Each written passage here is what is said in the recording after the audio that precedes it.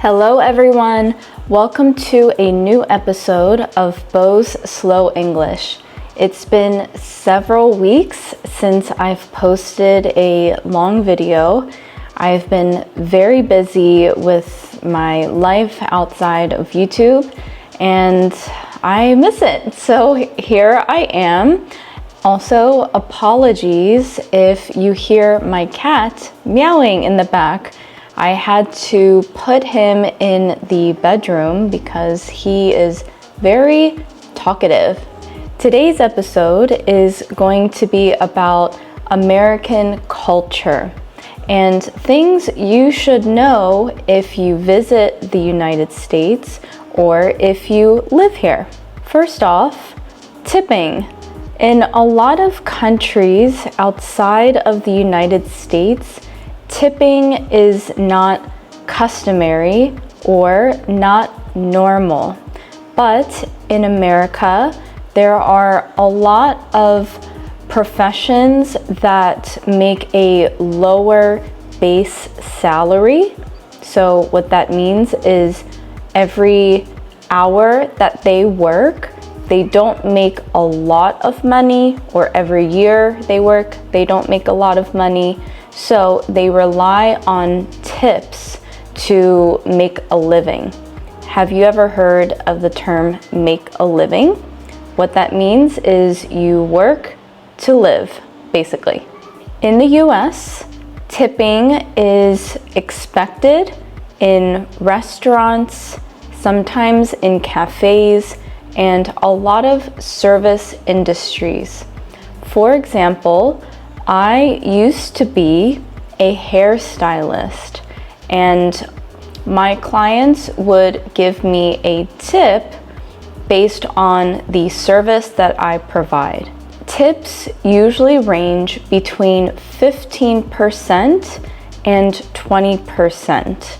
15% means that the service was good, and 20% means that the service was excellent. With that said, giving a tip on top of an already expensive service that you're paying for can be expensive altogether.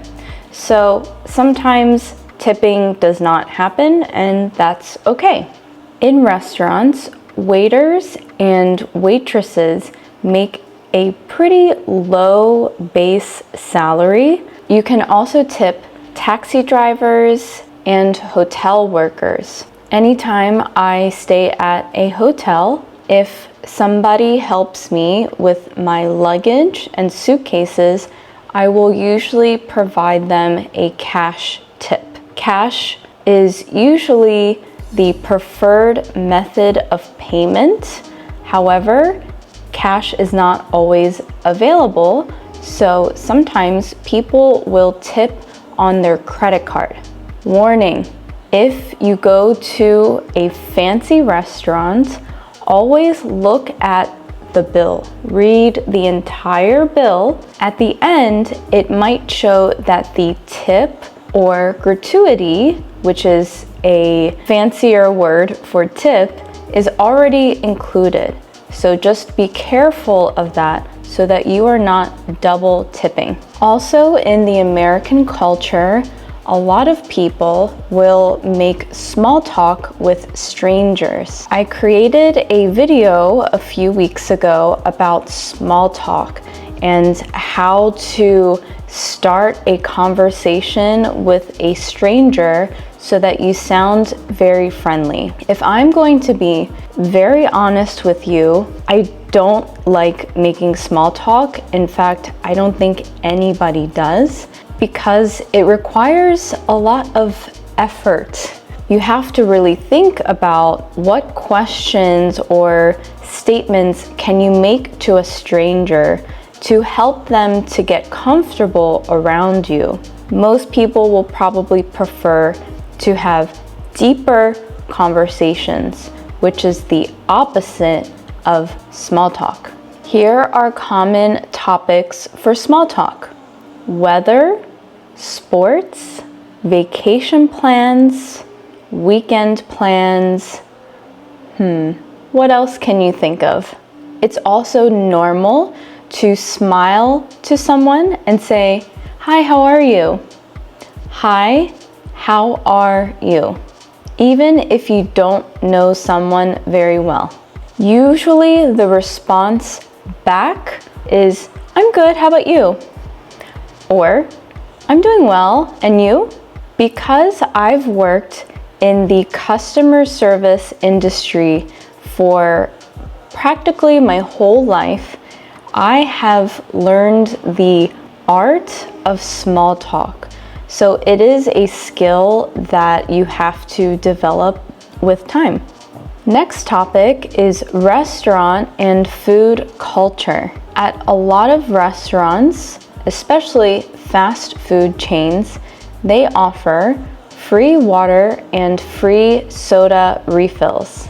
However, you should not expect free refills on cocktails, a glass of wine, anything that's not water and soda. You pretty much have to pay for the second cup or glass. It is true that in America, the portion size, which is the amount of food on your plate, is large compared to other countries. If you do have a large portion and you cannot finish it in that meal, you could take some of that food home. You could either ask, "Could I get a to-go box, please?" "Could I get a to-go box, please?" Or some people say doggy bag.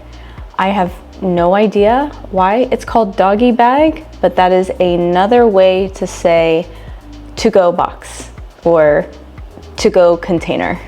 There are a lot of fast food restaurants here, especially with the fast-paced American culture.